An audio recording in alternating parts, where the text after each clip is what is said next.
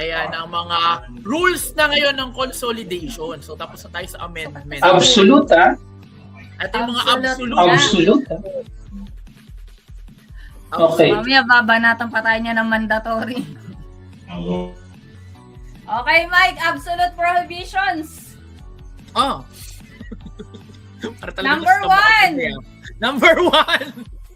Walang No consolidation at the FDDA stage.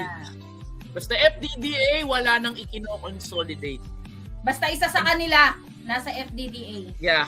Walang i-consolidate. Yeah. Tapos ang usapan, basta isa sa kanila ay nasa FDDA.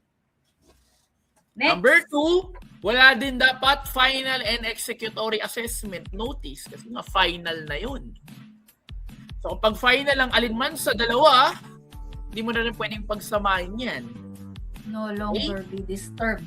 Yes. Hindi mo na siya pwede pang gisingin. Ay, abalahin.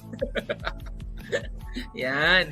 Ano, finality na kasi to. So pag kinonsolidate kasi yan, anong mangyayari? Magiging final yung isa na hindi pa nag-a-advance o yung final, mare-reverse yung pagka-final. Di ba? So, pero ang final and executory, so ibig sabihin, hindi sumagot sa hindi nag-protest. Kung ongoing protest. Yun yung susunod. Okay.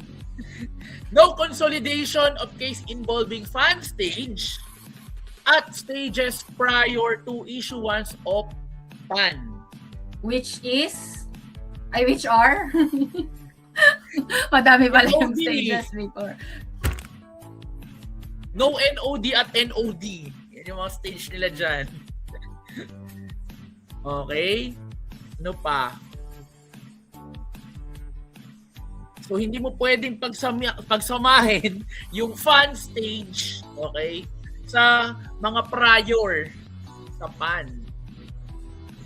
Okay? So, ano ibig sabihin nito? Kung isa ay PAN at isa ay FAN, hindi sila pwede magsama. Opo. Tama ba? Ako yun. May combination Tapos ano yung gagawin ng BIR na action and ano yung safeguard na nilagay. So, kasunod po nito Okay, sige. natin. Okay, sige. Okay. May tayo. So, ito po, exception naman. Parang no to no. Puro no. Exception. Exception, so allowed ang fan level consolidation. So, consolidation involving fan stage may be allowed if una, yung fan was validly issued and properly served. So medyo Properly served. Properly served. The emphasis dun sa proper service. So what Okay. So dapat serve on the rocks, chilled but not steered. James Bond. Yes. Properly serve, ha? Ano ba ang proper serving? Baka magkalituan tayo. Proper serving inaabot. Si iba parang hindi inaabot. Sa authorized person. Mga nail, mas medyo complicated, hindi basta valid. So, dapat properly served. No? Personal service ang nire-refer nito most properly. Probably. Sige.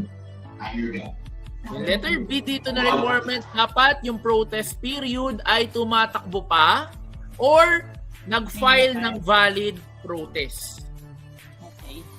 Yung letter C, may kinalaman doon sa letter B, so hindi pa nagiging final and executory yung assessment. And then yung letter D, so dapat lahat ng safeguards na minention kanina under section 3C, okay? Ay, kanina wala pa pala. Papunta pa lang ako doon sa section 3C.